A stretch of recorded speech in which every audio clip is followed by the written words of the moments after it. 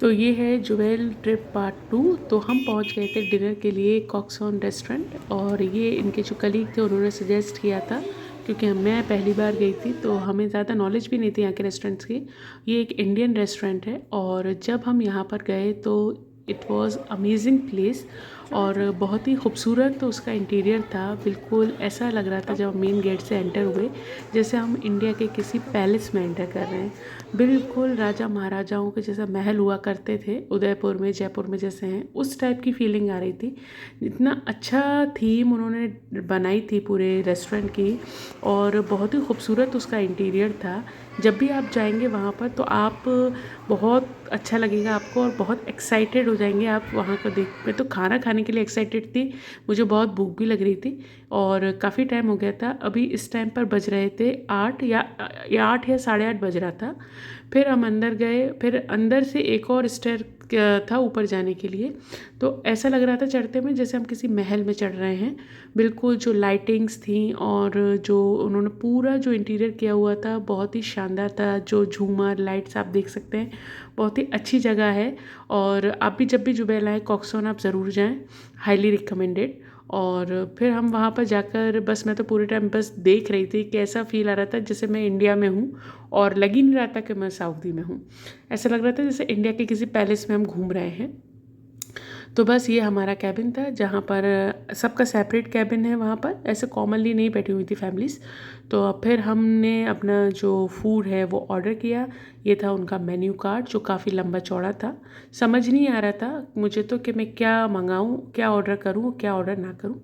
तो फिर फाइनली हम लोगों ने ऑर्डर किया एक प्लेटर और सूप, तो ये बस, और रोटियां, नान रोटी। तो ज़्यादा भूख नहीं थी क्योंकि मेरे बेटों को, इसलिए हम लोगों ने बस उतना ही लिमिटेड ऑफ़र। लेकिन टाइम बहुत लग गया था, और काफ़ी इंतज़ार करने के बाद फिर आया चिकन चाऊ सूप जो कि इन लोगों ने बनाया था। उसके साथ पापड़ आए थे और कुछ डिप्स आई थी।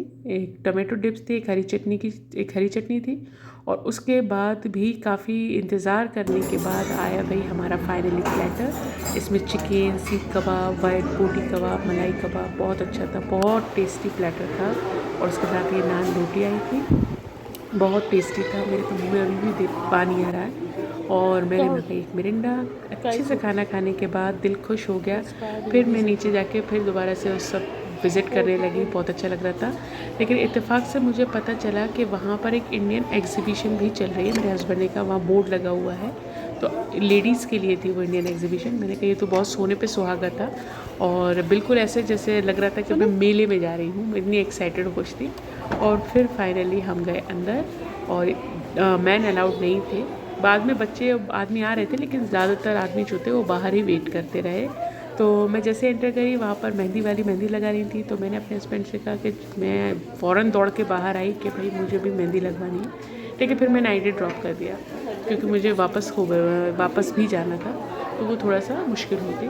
जब मैं एंटर किया तो अंदर बहुत ही अच्छे तरीके से बहुत ही शानदार एग्जीबिशन लगी हुई थी, जिसमें काफ़ी सारी चीज़ें थी। और यहाँ पर सबसे पहले मैं जिस स्टॉल पे पहुँची वो थी चूड़ियों की स्टॉल, और मुझे चूड़ी, मेहंदी, ये सारी स्टॉल यहाँ पर लगी हुई थी। मैंने उनसे परमिशन ली पहले कि मैं आपका मतलब सामान का वीडियो बना लूँ। उन्होंने कहा बस फेस नहीं है। तो ये बहुत ही खूबसूरत सामान था भाई।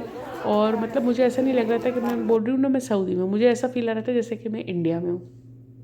मैंने अपने लिए ये ली एक ऑर्गेनिक कोन मेहंदी की, जो यूजली नहीं देखने को मिलती है। मुझे मिली तो मैंने छोड़ी नहीं, फ़ौरन ली। रंग बिरंगी चूड़ियाँ भी इतनी खूबसूरत लग रही थी, लेकिन अनफॉर्चुनेटली मेरे साइज़ की नहीं थी, इसलिए मैंने वो नहीं ली। मेरा मन तो बहुत था ये ग्रीन बन लेने का, लेकिन क्या कर सकते हैं। फिर मैं आगे चली तो यहाँ पर काफ़ी सारी चीज़ें थी, और मैंने अपने बेटे के लिए भी सोचा था कि मैं कुछ ख़रीद लूँगी, क्योंकि वो बहुत तंग कर रहा था और रास्ते भर तंग करता।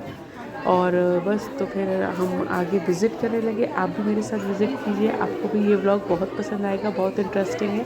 और अगर पसंद आए तो मेरे चैनल को सब्सक्राइब ज़रूर कीजिएगा। तो यहाँ पर बिन सईद की ब्रांड्स के सूट बहुत थे, पाकिस्तानी कलेक्शन भी बहुत था और इंडियन कलेक्शन भी बहुत था।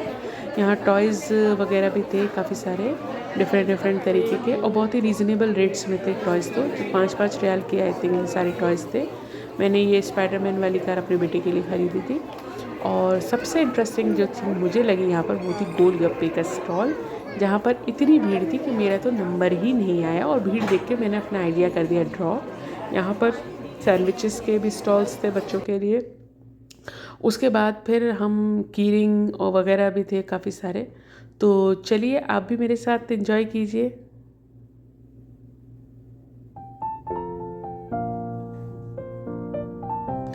मेकअप भी बहुत शानदार था, बहुत सारी चीज़ें थी, ऐसा लग रहा था मैं तो सब ख़रीद लूँ। और बस, लेकिन ज्वेलरी कलेक्शन बहुत शानदार था, ज्वेलरी, बैंगल्स, बहुत ही अच्छा कलेक्शन था।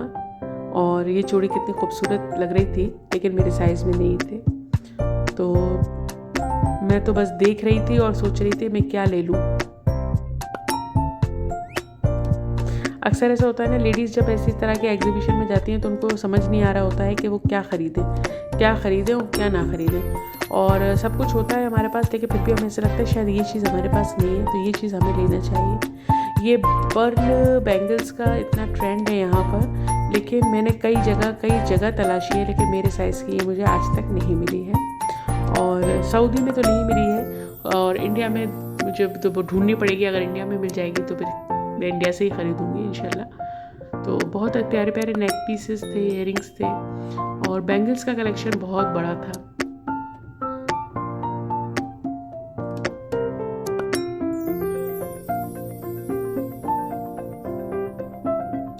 मुझे हैरत इस बात की हो रही थी कि जुबेल में भी ये सारी चीज़ें मुझे देखने को मिलेंगी, ये मुझे अंदाज़ा नहीं था। मुझे ऐसा लग रहा था जैसे मैं मेले में आ गई हूँ।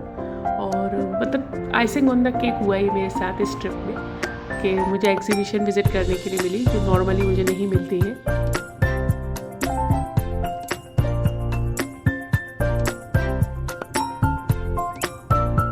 बहुत खूबसूरत सूट कलेक्शन था। ये बिन सईद के सूट्स हैं, जो पाकिस्तान की बहुत ही फेमस ब्रांड है, और उसके सूट्स बहुत खूबसूरत होते हैं विद दुपट्टा, आप देख सकते हैं सामने, बहुत अच्छे थे। बच्चियों के लिए भी बहुत लंबा चौड़ा कलेक्शन था, छोटी बच्चियों के लिए ज्वेलरी का, कपड़ों का, जूतों का, बहुत लंबा चौड़ा कलेक्शन था। बहुत रीज़नेबल प्राइस भी थी, और कुछ चीज़ें बहुत एक्सपेंसिव भी थी। जैसे ये बिन सईद के सूट्स जो थे वो काफ़ी एक्सपेंसिव थे, कपड़े काफ़ी एक्सपेंसिव थे, और ज्वेलरी और मेकअप बहुत रीज़नेबल रेट में था वहाँ पर।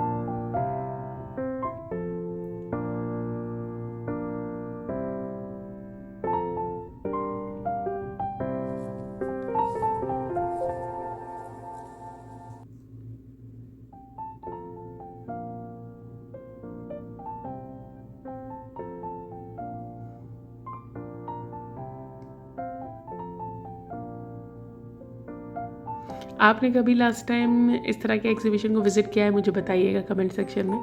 और इनको, इस जगह, ऐसी जगहों को विज़िट करने का, एक्सप्लोर करने का मज़ा ही अलग है, ये लेडीज़ समझ सकती हैं। और ख़ास तौर पे जब आप घर के कामों से निकल कर कभी इस तरह की जगहों पे जाते हैं तो बहुत अच्छा फ़ील आता है। बहुत ही खूबसूरत इयरिंग कलेक्शन था यहाँ पर, और बैंगल कलेक्शन भी यहाँ पर बहुत खूबसूरत था।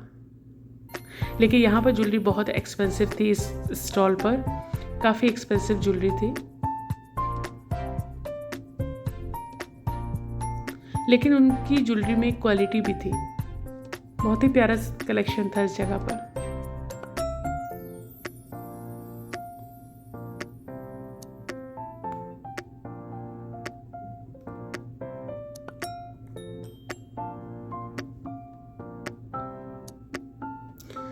वैसे तो अभी फेस्टिव सीज़न चल रहा है, अभी इंडिया में तो बहुत ज़्यादा फेस्टिवल्स हैं। यहाँ पर उस टाइप का माहौल नहीं है, लेकिन फिर भी मन चाह रहा था कि, आदत तो वही पड़ी हुई थी, लेकिन मन चाह रहा था कि ले लें, और मैंने एक दो चीज़ें ख़रीदी भी जो मुझे ठीक लगी। यहाँ ये सूट्स, ये इंडियन ब्रांड्स थी, जो ये सूट्स थे अच्छे थे काफ़ी।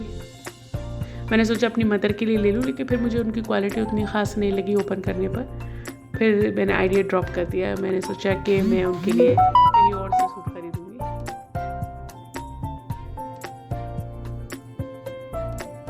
एक होता है ना कि जब आप इस जगहों पे जाते हो तो लगता है कि भाई कौन सी चीज़ किसके लिए फ़िट होगी। एक ये फील होती है जब आप बाहर होते हो कहीं अपनी कंट्री से, तो वही फील मेरी भी थी।